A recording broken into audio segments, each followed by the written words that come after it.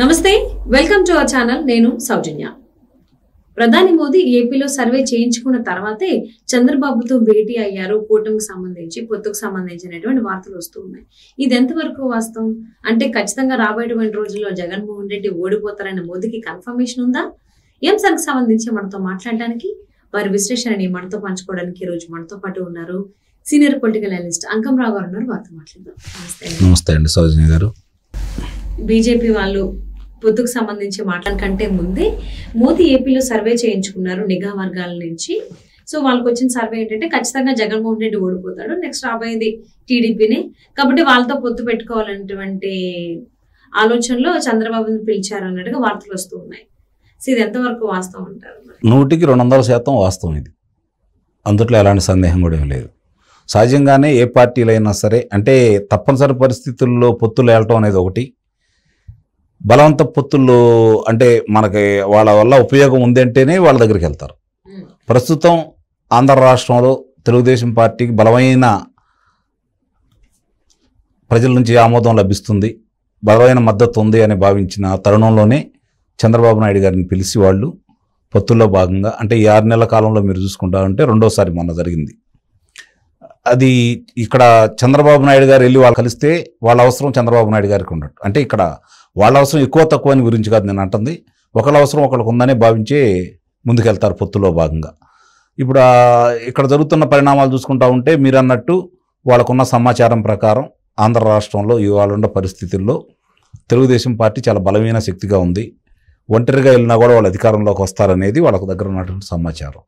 దానికి తోడు ఈరోజు పవన్ కళ్యాణ్ గారు కూడా వచ్చి చంద్రబాబు నాయుడు గారితో జత కట్టారు కాబట్టి ఆ కూటమి ఇంకా బలపడిందని, కనీసం గౌరవప్రదమైన స్థానాలు కూడా ఇప్పుడు ఉన్నటువంటి ప్రభుత్వానికి, జగన్మోహన్ రెడ్డి గారి ప్రభుత్వానికి రాదు అనేది ఒక నిర్ణయంతో వాళ్ళు వచ్చి ఉన్నారు. అది 1-2 సార్లు అంటే నాకున్న సమాచారం ప్రకారం ఈ 3-4 నెలల్లోనే 3 సార్లు వాళ్ళు ప్రజల అభిప్రాయాలను కనుక్కొని ప్రజలు ఏ విధంగా ఆలోచిస్తున్నారో వాళ్ళు ఒక ఆలోచనకు వచ్చిన తర్వాత ఓహో ఇప్పుడున్న ప్రభుత్వానికి ప్రజలందరూ వ్యతిరేకిస్తున్నారు, చంద్రబాబు నాయుడు గారికి మద్దతు తెలియజేస్తున్నారు కాబట్టి ఇవాళ దక్షిణాదిని చూసుకుంటా వాళ్ళకి నిన్నటిదాకా కర్ణాటకలో చాలా బలంగా ఉన్నారు, అలాగే తెలంగాణలో కూడా మేము బలంగా ఉంటాం, అధికారంలోకి వస్తామని చెప్పి కూడా భావించారు వాళ్ళు. లేదంటే కనీసం 2వ స్థానంలో ఉంటారని ఊహించారు. ఇప్పుడు 3వ స్థానానికి పరిమితం అయిపోయారు కాబట్టి తిరిగి వాళ్ళు పునరాలోచనలో పడ్డారని అయితే నేను భావిస్తున్నాను.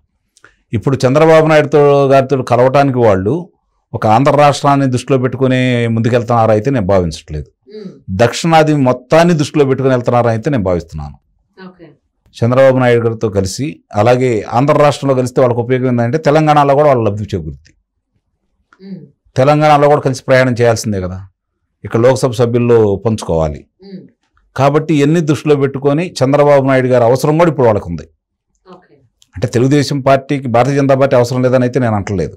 రేపు పొద్దున కేంద్రంలో అధికారంలోకి వచ్చిన తర్వాత రాష్ట్రానికి కొన్ని మంచి పనులు జరగాలంటే కేంద్ర సహాయం కూడా కావాలి.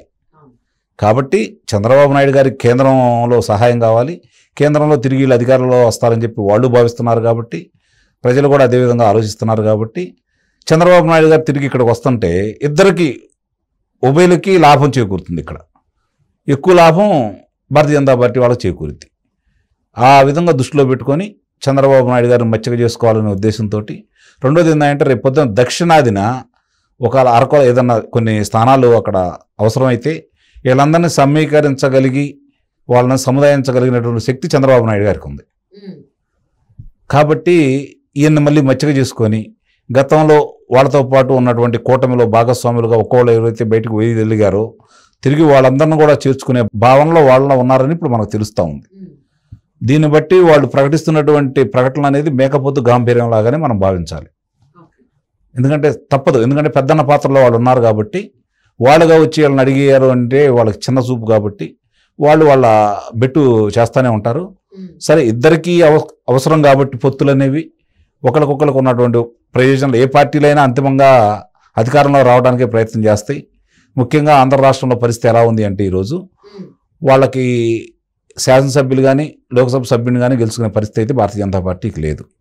ఒకవేళ ఓటు శాతం ఏమైనా పెరుగుతాయేమో కానీ రామాలయం పుణ్యమని లేకపోతే కొంచెం రేపు పొద్దున మోడీ గారు అనే ఆలోచనతోటి భారతీయ జనతా పార్టీకి ఇక్కడ రాష్ట్రంలో ఈరోజు జగన్మోహన్ రెడ్డి గారికి వారికి అవినాభావ సంబంధం ఉందని జగన్మోహన్ రెడ్డి గారిని వెన్నంటి ఉంది వాళ్ళేనని, కేంద్రం యొక్క అండదండలు చూసుకునే జగన్మోహన్ రెడ్డి గారు ఆంధ్ర రాష్ట్రంలో ఇలా చెలరేగిపోయారని చెప్పని అందరూ భావిస్తున్నారు. ఈ తరుణంలో వాళ్ళు తెలుగుదేశం పార్టీలో జతకట్టి వాళ్ళ మీద ఉన్న కోపాన్ని కొంత తగ్గించుకోవాలని వాళ్ళు భావించడంలో కూడా తప్పు కూడా కాదు. ఏ రాజకీయ పార్టీనైనా మనుగడ సాగించాలి అంటే దేశవ్యాప్తంగా దీనివల్ల వాళ్ళకు ఉపయోగపడిద్దా లేదనే దానికంటే కూడా ఆంధ్ర రాష్ట్రంలో తిరిగి వాళ్ళ ప్రతినిధులు చట్టసభల్లోకి ప్రవేశం కలగాలి అంటే వాళ్ళకి ఉన్న ఏకైక మార్గం చంద్రబాబు నాయుడు గారు, తెలుగుదేశం పార్టీ. దాన్ని దృష్టిలో పెట్టుకొని మాత్రమే ఇక్కడ పొత్తుల్లో వాళ్ళు భాగంగా ముందుకెళ్తా ఉన్నారు. ఇప్పటి వరకు 2 పర్యాయాలు అమిత్ షా గారితో, నడ్డా గారితో చంద్రబాబు నాయుడు గారి సమావేశాలు ముగిసినాయి కాబట్టి తిరిగి మళ్ళీ ఇప్పుడు అంతిమంగా తుది నిర్ణయం తీసుకోవాల్సింది మోడీ గారు కూడా కాబట్టి మోడీ గారితో కూడా త్వరలో సమావేశం జరగవచ్చనే ఊహాగానే నిలబడతా ఉన్నాయి. ఈ లోక్సభ జరుగుతున్నటువంటి చివరి సందర్భంగా చర్చలు ఉన్నాయి కదా, ఇప్పుడు అక్కడ కొన్ని పొద్దులకి ఆమోదం కూడా తెలపాలా. చివరి సమావేశాల సందర్భంగా అవి అయిపోయిన తదుపరి చంద్రబాబు నాయుడు గారిని కూడా పిలిపించుకొని మళ్ళీ మోడీ గారు కూడా మాట్లాడతారనే భావిస్తున్నారు. దీన్ని బట్టి ఇప్పుడు ప్రజలు కూడా అర్థం చేసుకున్నారు ఒక రకంగా. ఎందుకంటే పరిపాలన చూశారు ఈ జగన్మోహన్ రెడ్డి గారు వచ్చిన తర్వాత. గతంలో చంద్రబాబు నాయుడు గారిని చూశారు. పరిస్థితులు వాళ్ళు వ్యత్యాసం వాళ్ళు గమనిస్తూ ఉన్నారు. ఇప్పుడు వాళ్ళకి ఎవరు కావాలి, ఈ రాష్ట్రానికి ఎవరు కావాలని చెప్పి ఒక నిర్ణయానికి వచ్చారు.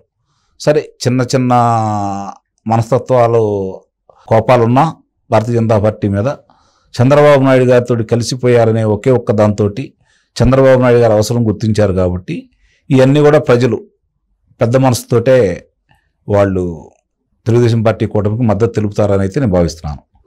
అంటే అసలు మోదీ గారు చేయించినటువంటి సర్వేలో జగన్ దారుణంగా ఓడిపోతారని తెలిసిన తర్వాత అసలు చంద్రబాబుతో ఎందుకు పొత్తు పెట్టుకోవాలి? వాళ్ళు ఒక్కలే వెళ్ళొచ్చు కదా. అసలు అంటే ఈ పొత్తు ఎవరికి నష్టం, ఎవరికి లాభం అవ్వచ్చు? బీజేపీ పార్టీ పరంగా చూసుకున్నా కూడా తెలుగుదేశం పార్టీకి నష్టం, అందుట్లో అనుమానం ఏం లేదు. ఎన్నో కొన్ని స్థానాలు వాళ్ళతో కలిసిన తర్వాత పోతాయి, అందుట్లో సందేహమే లేదు. కొన్ని ప్రాంతాల్లో ఆమోదించరు, కానీ అంతిమంగా తెలుగుదేశం పార్టీ పోటీ చేసే స్థానాల్లో మాత్రం ప్రజలు బ్రహ్మరథం పడతారు, అందుట్లో అనుమానం లేదు. కాబట్టి అధికారంలో తెలుగుదేశం పార్టీ సొంత బలంతో వచ్చింది. కానీ వీళ్ళు కలిసినందువల్ల ఎంతో కొంత నష్టపోయేది మాత్రం తెలుగుదేశం పార్టీ.